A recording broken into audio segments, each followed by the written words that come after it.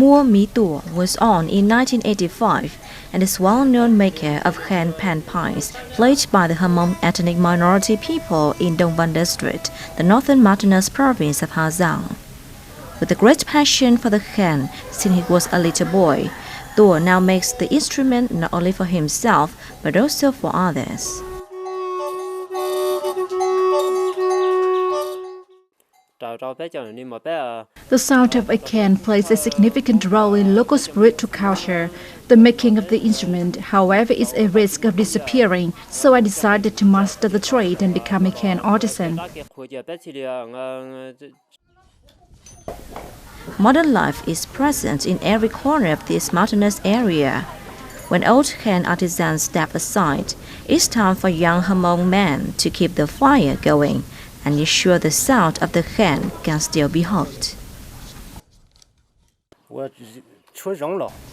To make a good Khen, artisans use hinoki wood for the sound box, with 6 bamboo tubes of different lengths and diameters inserted into it.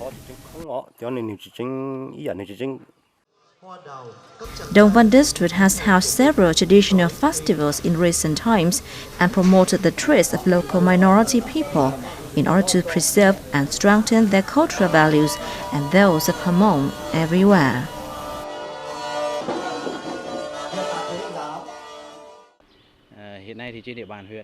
We are cooperating with a number of communes and units to hold classes in making and playing the Khen, especially for the younger generation. Despite changes in society, the Hmong have preserved the Khen as the soul of the culture. Many men continue to make their instrument and pass on the techniques to younger people.